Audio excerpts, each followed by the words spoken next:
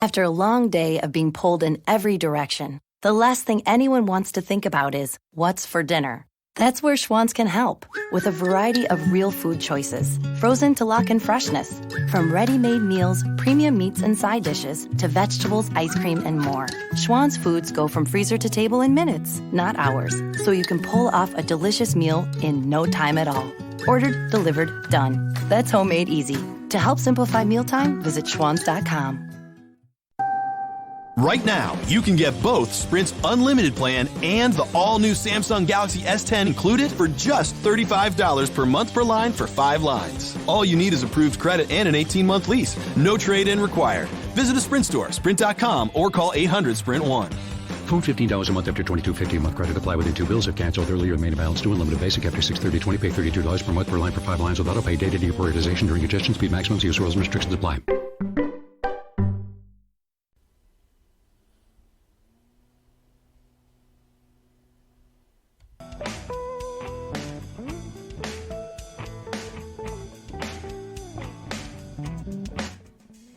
Hi there, this is Jim the Keys bartender coming to you from Key Largo, and it is episode 161, and today I'm doing it solo. Jenna and friends, they have her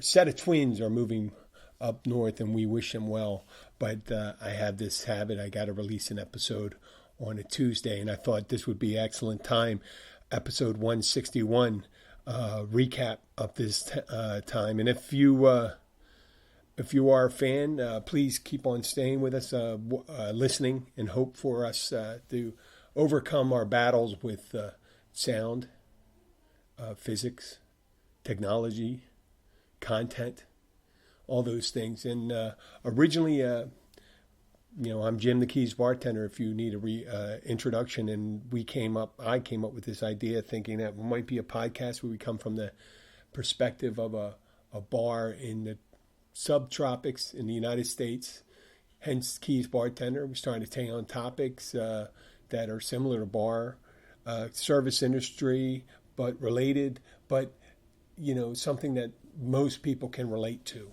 And I hope that we do provide that content. And I'm just going to go and do a rehash of it. When I originally started out, I started with a host of mine, Connor. He was great in the beginning. He's a wonderful guy. It's just, you have certain chemistries you need to maintain when you're on the air. And if someone, and that's primarily me, is trying to be off the cuff, you don't want to offend someone you're with.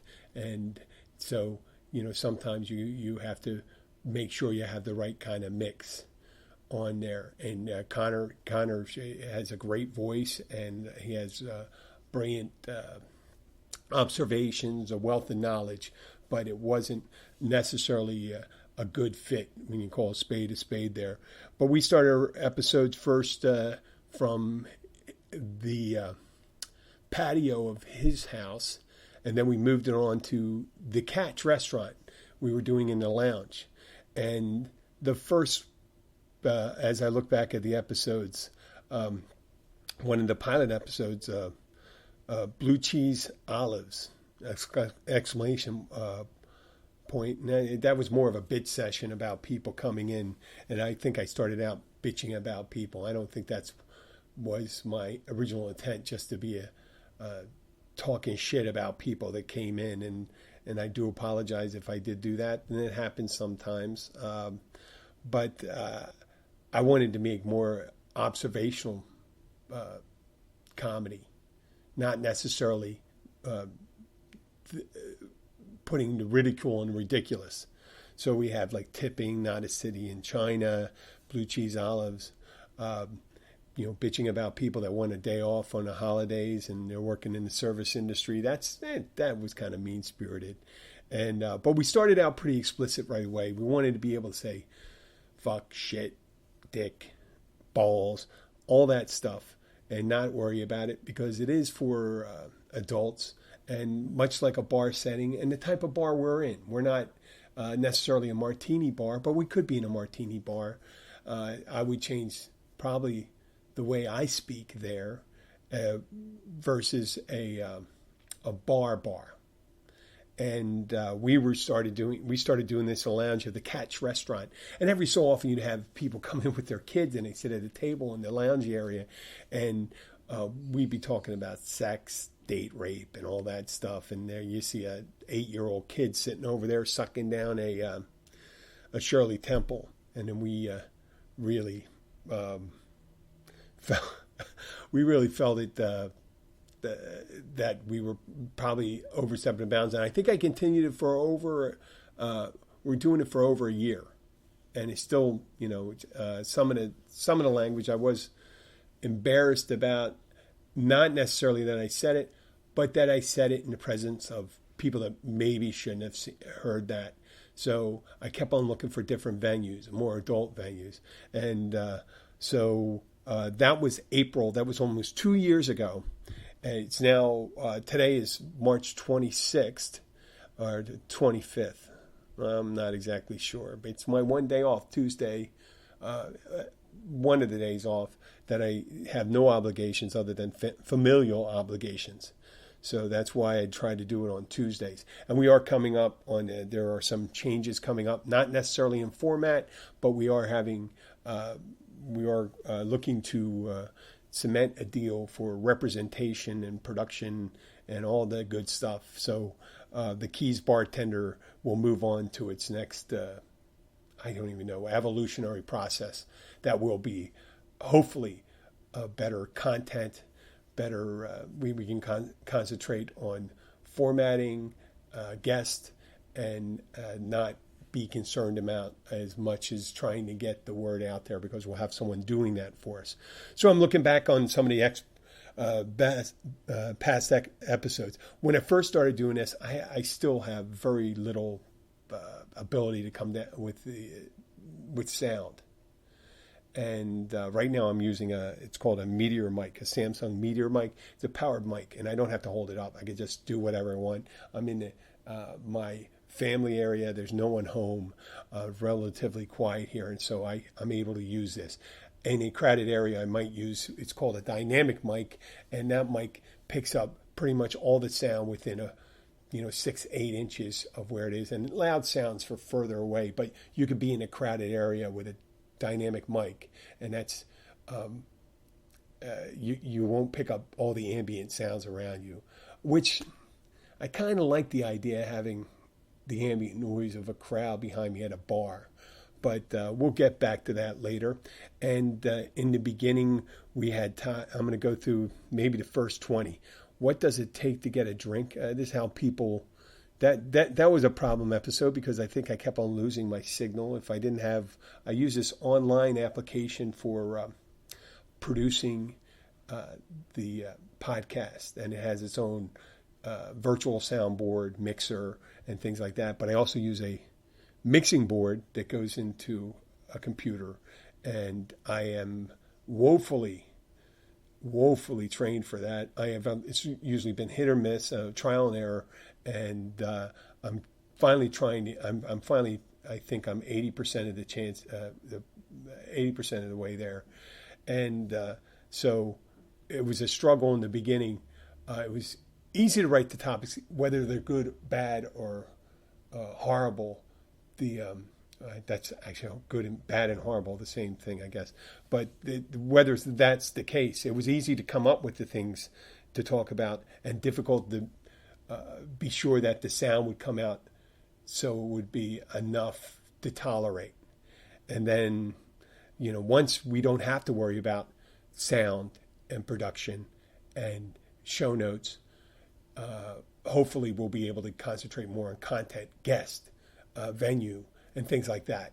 And maybe, a star will shine. But once again, we go back. We started in April of 2017. The first episodes, I deemed they were just horrible. They're just, I made them private.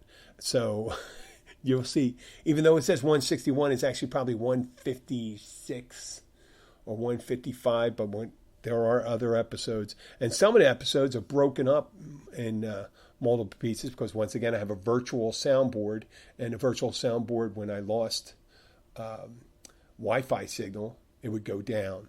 And that's why I should have just, even with virtual soundboard, even if I'm just recording, which I like to do live. So my idea of doing it live is that you can't go back and delete something if something was missaid. I always hope that we'd say exactly what we mean and not hold back. There are complaints that people say. I've heard that they have a very, very progressive tilt to the podcast, but that's because I'm the host. And if you'd like to espouse other views, then you know what? It's a free world. You can go and create your own podcast. So the first episodes, I told you about the other ones. Let's see, what's it? Take a drink.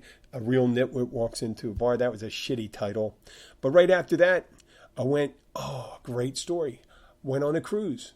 And I started contacting the cruise line that I was doing the podcast. And I was doing a podcast and I was going to do more of the podcasting from the cruise.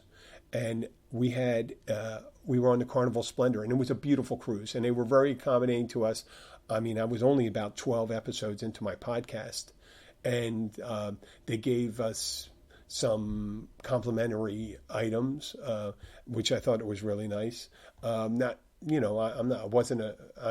still am not a celebrity, but it was in the beginning, and they gave me access to their staff. I was able to get what do they call them? The events coordinator, the cruise director, and things like that. And I did a couple small cruise cast, and we did from when we went away, when we went off the ship, and I had a really great interview when I was on the ship with the cruise director, and we had it in their club area, and the club was empty, and I had it's where their comedians and stand-up and all their singers and or whatever stuff do their shows. So we're just at a small table in the back of this club, and it's just us. And we did this great. The guy and I are riffing back and forth. I forget his name. And I had the free Wi-Fi they provided and things like that. And I had an imperfect understanding of the software. And like I've done once after, and before, I deleted an episode I didn't want to delete, and that was the episode with the cruise director, and that was the denouement, the high point of the cruise. And I was pissed off for 3 weeks. And I blamed everyone. I should have been pointing the mirror because I did it was my fault. So that was in August where I came back, and then I did a show about weight gain from that. I'm trying to working out my problem. And at that time, we had a young lady from Poland, and she came to visit us. And she stayed with us for a month. Very sweet. Karolinka is her name. And she helped out with Sky, my daughter. And she's a medical student. And we had a great time, and we did an episode. I think we did it in Polish. We did a small, short episode in Polish, and I instructed her in English. She knew English, but we did I let them do the podcasting in Polish, and I was interviewing them to say things and tell them how creepy I was, and I thought it was self-deprecating. I thought that was amusing. It probably was stupid as shit, but the girls were charming. Charming. That's a toilet paper. But I went on my kick with foreign visitors. And then I think I had some French friends come to visit me, and some people from Wales. And it was, we had them come in there, and then we started talking about crazy conspiracy theories. That was episode 14. And then we started talking about some of the interesting people. Now, this is August 30th, 2017. And if you're not familiar, August 30th, 2017, we had just had a couple of hurricanes in the Atlantic Basin. And we did an episode of it about creepy people in bars. But we also are keeping, the same time, we're just watching these hurricanes develop, off the west coast of Africa. And they're huge. They're huge. And then the beginning of September calls around, 2017, and that was the seminal moment for the show. It's episodes of 16 through, 21, 22. We did Hurricane Irma episodes, the prep stories, talking about them coming in, what we're going to do, the evacuation. I did a short one as we're evacuating, and when we pulled off the side of the road. And we were just keeping track of it. We were, taking our family and talking about the preparations we did. And then when we got up to the place we evacuated from, because it was coming dead on at the point we evacuated, it was Thursday. We were about, it was Wednesday or Thursday. It was zeroed in right on Key Largo. It ended up hitting to the west of us, in the ground zero was Big Pine Key, but or Deer Key, but we did see a lot of devastation up here, and it just got greater as we went down. But I wasn't willing to risk it with a wife and a daughter and a little puppy. If I was by myself, I think I would do it. It's not because I'm a brave guy, because I would have been fucking stupid enough to stay behind and think that, why, I'm not going to leave. I'll just stay behind and drink with everyone that would stay. And I'm not calling the people that stay behind stupid. It's just some people are more attached to their things and don't, and as it turned out, which I get to, we did evacuate the Lakeland, and I had contact with 3 people that stayed in the Keys. And once or twice, I had several times spoke to, when the Keys first got struck, to Chris Yulin, David Kay, and my Bill Wissinger, who was a longtime co-host of the Keys Bartender, and I'm sure we'll have him on again. But during Irma, I'm up in Lakeland with my family at the nice hotel, and they were kind enough to, most of the hotels would have it. It's almost like martial law when a hurricane happens, and they allow you to bring your pets and all these supplies with you. When you leave, you find out what's really important in your life. You just take your most important papers, your keepsakes, maybe some jewelry that you have, and things you can't afford to lose, because, you never know what's going to happen. And it could be under how many feet of water. And we went up there, and while Irma was hitting the Keys, we're up in the Lakeland, and what happened, it kind of jinxed around, went through the Keys, did a lot of damage to further south of where I am, and then looped around Florida and went into Lakeland, Florida, and it kind of followed us where we went.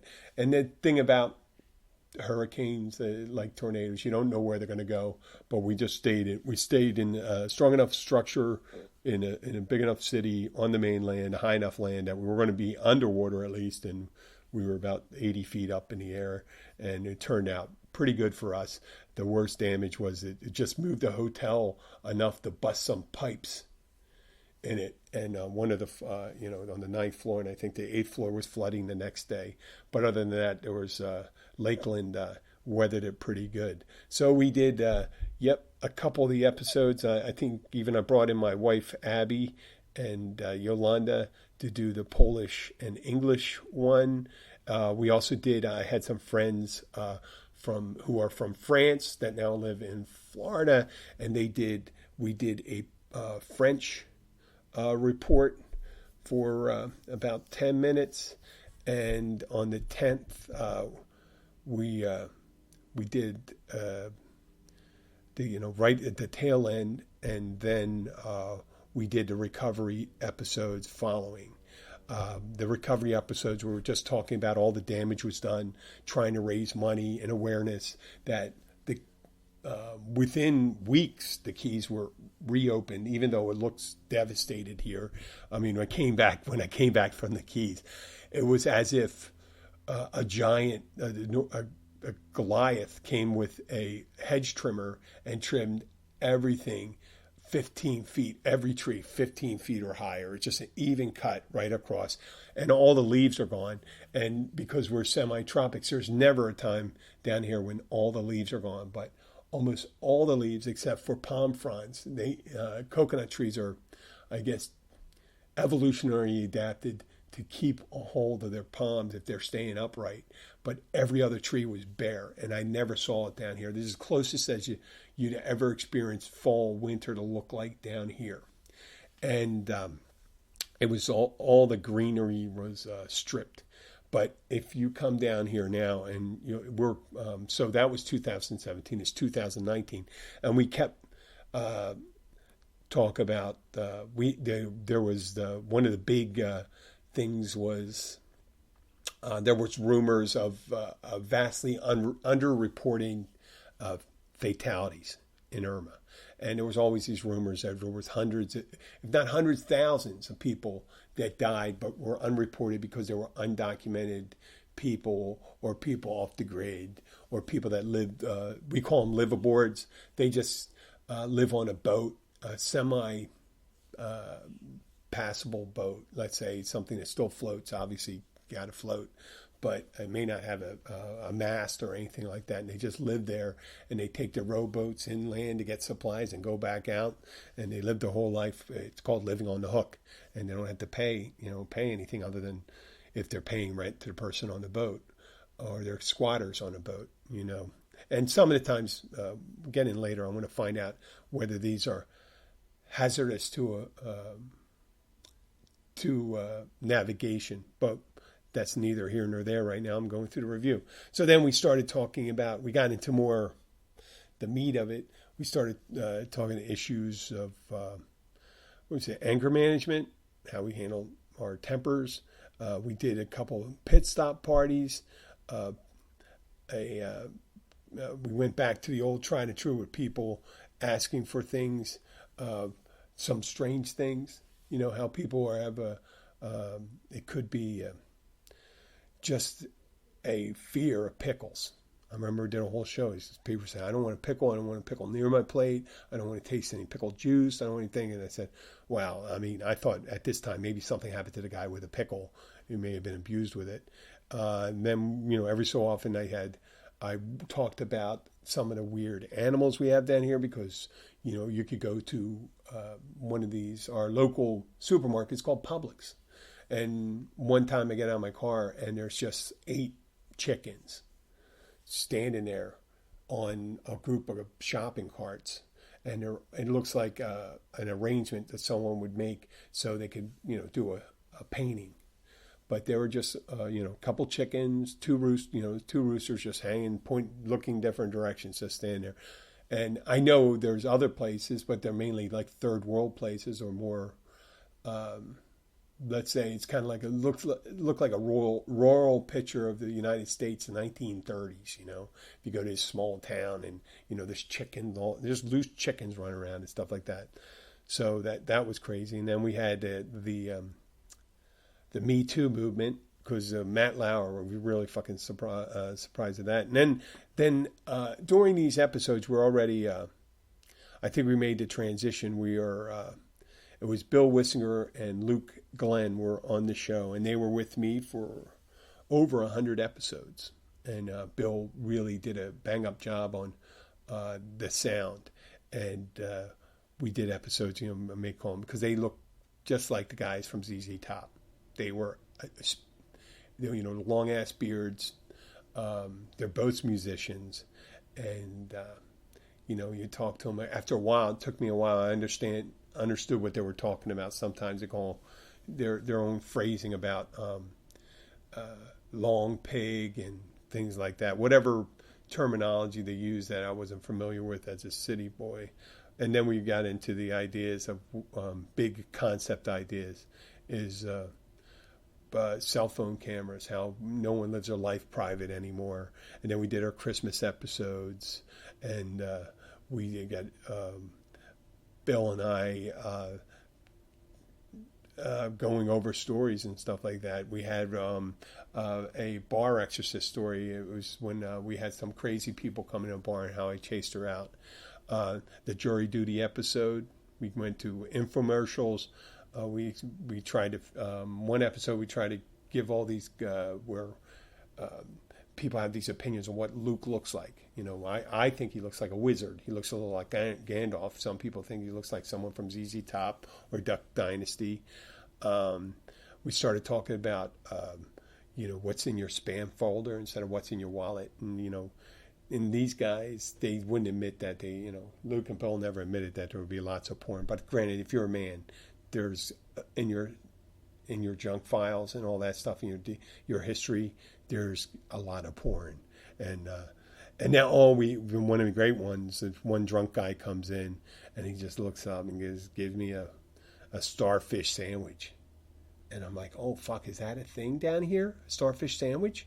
I've never heard of it. It's 2018. I came down over 11 years, almost 11 years, and I never heard of a starfish sandwich. So I asked around. I said to my coworker, I said, this drunk guy came in and asked for a starfish sandwich, and she goes, we got a starfish, and I put a little. I think I took a little. It's like a plaster starfish and put it on a roll, and. I didn't give it to the guy because he was probably drunk enough to do it. And then we started talking about Luke losing his keys and stuff. Oh, we talked about the backpack guy. The backpack guy, he was a great guy. The backpack guy was someone that came in and he was just a short, fat guy.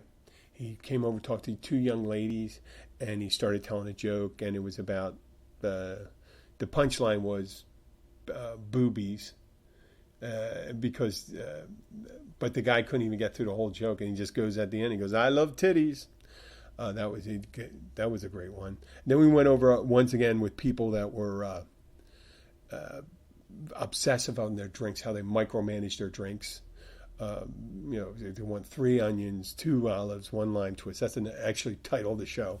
And you come up, when you come and micromanage your drinks and stuff like that, you better be like young Jennifer Aniston hot or Charlize Theron, because no one's going to think that's really cute after a while. They just find it fucking annoying.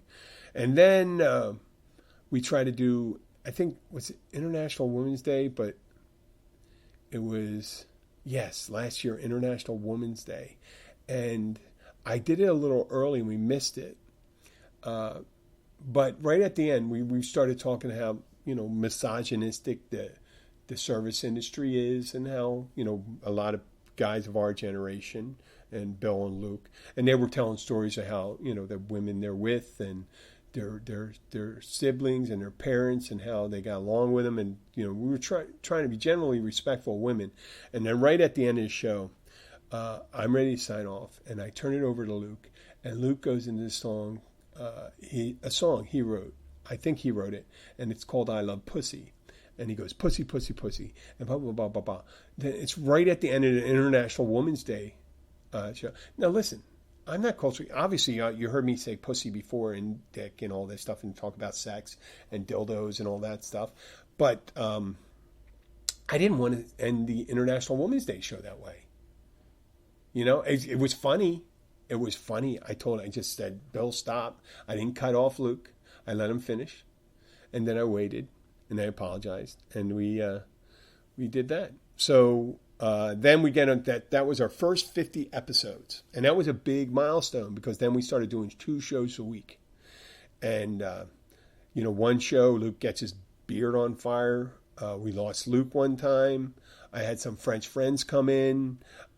We had the white paper. I don't even know what that means. That's probably like the White Album. The Beatles, but obviously I'm not comparing myself to the Beatles.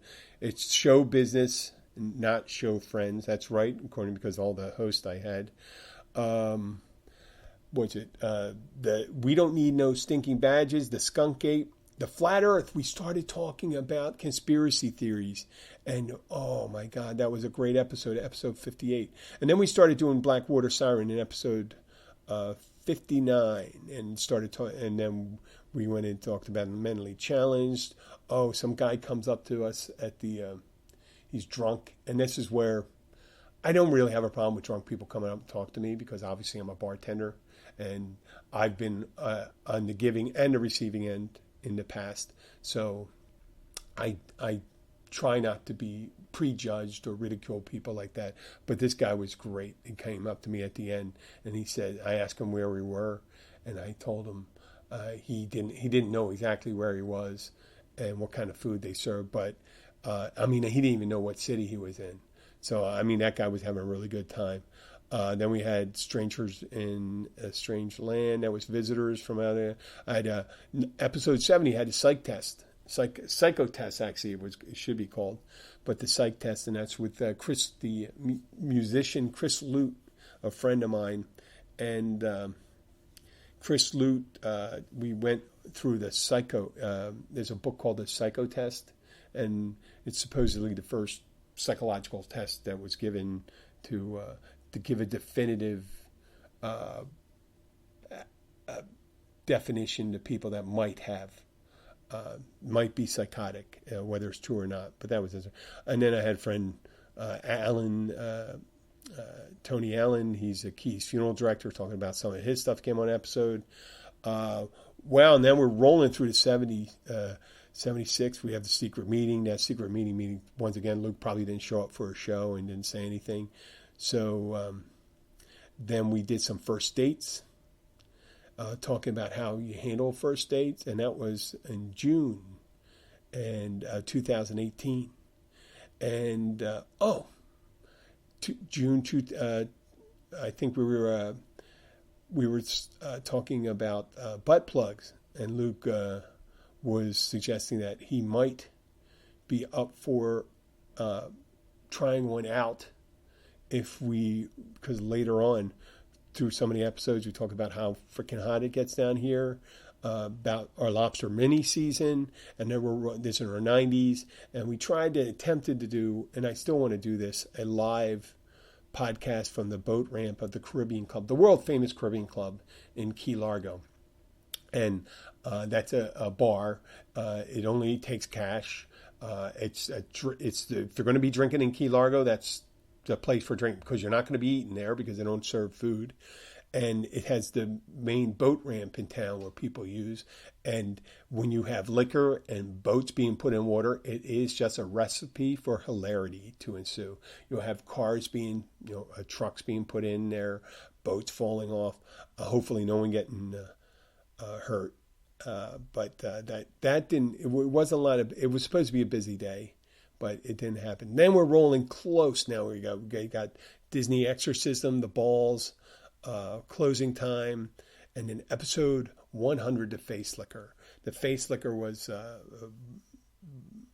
seminal moment. It's our 100th episode, and supposedly all you hear, even though we could have been our 94th, considering we got rid of the other ones. I started thinking back when we got to 100. I said, are we funny? Are we doing the right thing? Should we keep on doing it? But obviously this is episode 161. So what was the answer to that one? I think it was yes. And then the face licker, that was a great story. That was a woman who was drinking tequila. It was her birthday. And at the end, she was coming over, and she was a sloppy drunk.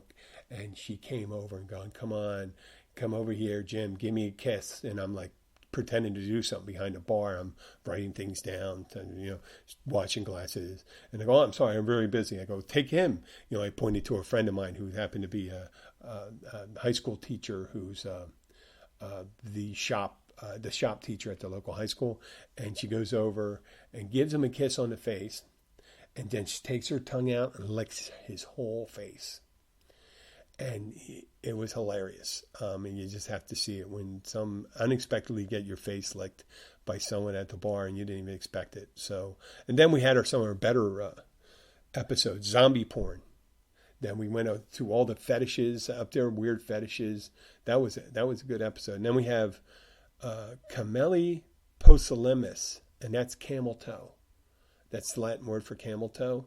We started talking about camel toe, moose knuckle, and all those things. When you have your pants too tight. For guys, it's when your balls and your dick are like bunched up. Or women, it's when you can do a little, when your vagina is, just outlined right there when you have that. I think they even have, we talked about, they even have prosthesis to put in there. So some people want to have it. I don't find it, camel toe is not something that I find very attractive, and then we had don't. We have medication time. Should it stay or should it go? Normalizing the perverse. We started talking about, we talking a lot of pervy things. And right around this time, we were in discussions, and I think it was butt plug time, with this adult store, porn store in Key Largo. It's called the Lover's Boutique. And I got in contact with the owners, and we were in contact on Facebook Messenger. And we went back and forth, and I expressed interest in doing a podcast, and I wanted to do it live from in there. And I had an idea, and the idea was we'll just do it surrounded, talk about the things in there, be really clinical. I think it'd be kind of funny because we always talked about that shit anyway at that time. And then if someone wanted to come over, if they happen to make a purchase, I'd do a little bit, maybe, what's in your bag? You could have a little pocket pussy, you could have dirty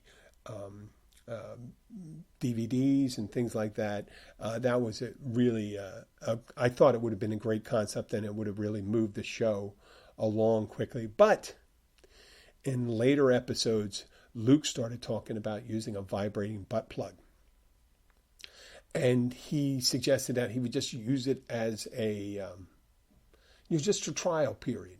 Use the butt plug, and then when he's done, you can just, it wouldn't be, you could put it right back on the shelf. And I explained to Luke, I said, a butt plug or a dildo is something you do not want to put back on the shelf if it's been used. Now, I'm not saying that places don't do that. I just don't think the concept is that. And I think what happened maybe is they may have heard that and they thought, these guys cannot go into this place because they're going to be ripping apart our things. And maybe the guy that looks like Gandalf may shove a butt plug up there in his butt, and and this other guy Jim will record it. And I said, well, I would have, if Luke did do that, I would be very pissed at him.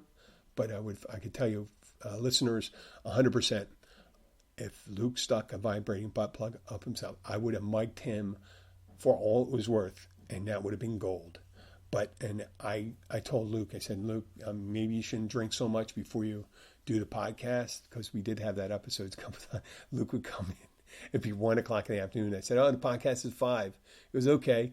And he started drinking at 1. I go, oh, man, he's funny. But, it's hard. If you notice, listen to some of the episodes, you probably hear the ones that Luke drank a little more. And I'm sure every so often you'll notice an episode or two where I may have drank a little too much. Today, I'm not drinking at all. Not that I won't drink it all today. It's just too early in the day for me to drink. And then, this was a great one. I had found a picture of a inflatable, it looked like underpants. They were inflatable, but what they were actually for was, it's from the 60s or 70s, and it was supposedly sold in magazines and was supposed to help you lose weight. And I put in a sexy future, and it showed these people in these inflatable underpants, and there was nothing sexy about it, and it almost got banned. It got banned from either iHeartRadio or something like that, and I had to go back and make a appeal. And I said, no, if you look at it, the thing, none of the items that we talked about, even though the show was explicit, the picture wasn't explicit. So they let me go up. Okay, then I was in a loss for what I can do to take the show in a new direction. Then I started interviewing people. I still have this. We're going to do more of this but I started interviewing people for the show, and I did Melissa Devine and Emily Pearson, and the nice girls and stuff like that, having young girls, you know what I mean? And we did it on Skype, and then I realized, oh my God, I got to break the thing. I was trying to get some dude I can interview so it didn't look like I was a horny old bastard just interviewing these young, hot girls. But I thought maybe, you know what, until I get the sound perfected better, I think it came out, they did come out pretty good, but it's hard to get really kind of ridiculous with someone who's about 30 years younger than you. And it's not one of the things I do well. So then we had a reunion, and then we had a listener from Iran who kept, I kept on seeing some episodes being listened to in Iran, and we started giving them a shout out during the show for the next 10 shows, and then we called it the all of a sudden no more listener in Iran, and we speculated that Sharia law came in there and just said, they took his head, you know what I mean? One of those things. I tried that. That's my Muslim taunt. And then I had my buddy Pat Hogan, great guy. We talked about, we did an episode about fraternity, which has a lot to do with drinking. And then we have cyber dating. Dating online. That was a good one. Sweatsuit. Then episode 116, the Halloween build-up episodes. And that was, we were doing 2 weeks, so we're blowing through this thing. We got episode 119, Beehole Pleasures. I think we're still talking about the thing, even though we got shot down. We had I did a longer lead up to Halloween than I did for Christmas. And then we started going back into other topics, take our fucking picture, Canada. I guess I was going off on Canadians. And then, what was this episode 2 thing? I didn't say that. Things I didn't say. My stance against cancer. We go through, and then shitty sidewalks. That was the Christmas one. Shitty sidewalks. And then we had a little break for about a week and a half. And we started blowing through these in January again. And Moby Douche we had. But right in, I think the last episode with Luke and Bill was in February. And what happened was it was right at the end of February and January. And if it sounded like, and I'd have to end the show, we're at 160 episode, it's 161. I appreciated the commitment that Bill and Luke had to the show and showing up most times. And I know they have other things, their music is primary importance. But for me, the podcast was as an art form or semi-art form or whatever you want to call it, was primary importance to me. And I needed to have someone that was committed to that. And I couldn't ask them to do it if I couldn't compensate them. And it was hard to be able to tell them, like, hey, listen, we're trying to make this about comedy, not about a bitch session and stuff like that. And it's really hard to tell people what to do when they're not being paid to do it. But I was saying, this is the goal. This is the idea I have. If you want to start your own goal, I can show you. You can use my virtual platform, and we'll set up a Luke Glenn show or a Bill Witzinger show, and you can talk about roadkill, and you can talk about moonshine, and you can talk about how your amp works, and about the conversations you have with people, about people that the audience members don't know. So they would start having conversations about something. And Sissy said this and Sissy said that. And like, who the fuck is Sissy? Put it some context. They have to give a little context. They don't realize that you don't know everyone they know, and you don't pick up on those conversations. And I try to get on Mark, and we try to talk about things, and it just wouldn't coalesce. So that's when Jenna came along. And Jenna's a local finance manager at a recreational vehicle place. And we do, and we changed it from just being almost always on venue driven a podcast to content driven. And we just sit there and we talk and riff off that. And then sometimes you may see me driving it and pushing it into other subjects, but that's just what happens in a bar sometimes. But with a bar, it's people walk in and they do it and they talk about it, and they prompt you with something that's weird, and you'll just steamroll into it. So we'll be drinking and doing the show and giving updates on Keys events, Keys history. Recently, we had a great spate of weird stories. We had a young man named Amato Gare, we called a hijacker, or Wankadoodle Dandy. He was arrested one night walking to the Lovers Boutique, the very Lovers Boutique that canceled our show there. While he was there, a woman noticed, while he was walking to it, which he was a little ways off, a woman noticed he was exposing himself and he looked like he might be masturbating. And he was. And the police stopped him and they found some drug paraphernalia on him, and they said he was exposing himself. And he did explain he was going to the adult store, but he had become impatient. And he had started to take care of himself on the way there. And Mato Gare, we salute you. And that's some of the stories we'd like to bring you. But that's just, we're not just driven by stories, we're driven by ideas. Not necessarily high-minded ideas, but the ideas nonetheless. And I had my friend Joel he's a retired psychologist from the Mid-Atlantic region who lives part of the year in Barcelona, Spain with his lovely wife. We had him on, and his friend Jack and Joel. Yep, and we did a couple episodes with them. I think there's Papa Joe is a new one, and we're hoping to do in the future probably do some more venue-driven shows where we're going to different places, do the show, introduce people, talk about the place, so you can come and get a feel for the Keys.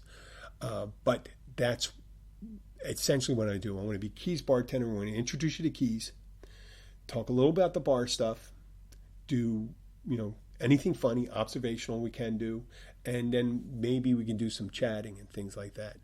But right now we are in. The sound will be getting better. The show notes will be getting better, and we will be getting, hopefully we'll be getting some sort of uptick in exposure. And that will help us do it. And I'll probably be able to, for good or bad, do more shows during the week. So instead of doing 2 shows a week, we're going to do 3. But I'd like to thank everyone that's listening. And remember, we need to, if you do have the opportunity to leave a review. The review raises, especially on iTunes. I'm not saying it's not very clear how. It's very hard to find us on iTunes sometimes. And the more I want to show up in the, if it's deemed well enough, I want to show up in a thing where if you like this show, why don't you listen to this show? And we'd like to do that. And I hope you appreciate it. I'm sorry I went on for 46 minutes. I just figured we needed to do a review at this time. And I also wanted to release a show for Tuesday. And now we might have two episodes this week. Who knows? But 2 more additional episodes. Thank you very much. And this is Jim, the Keys bartender. Have a drink on me. I'm gonna come up with some stupid fucking saying that you'll be able to. I'll probably stick to. But thank you for listening this week, and I'll talk to you soon.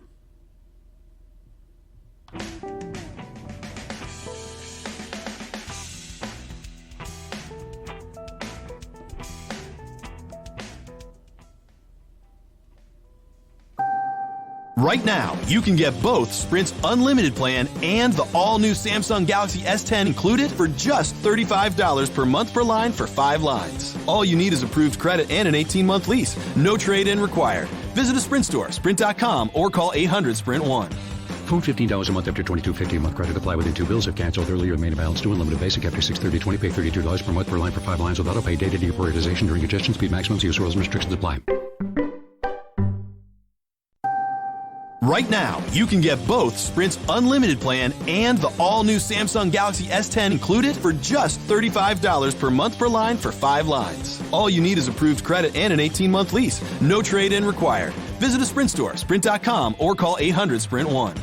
Phone $15 a month after $22.50 a month. Credit apply within 2 bills. If canceled earlier, remain in balance due. Unlimited basic after $630.20. Pay $32 per month per line for 5 lines without auto pay. Data deprioritization during congestion. Speed maximums. Use rules and restrictions apply.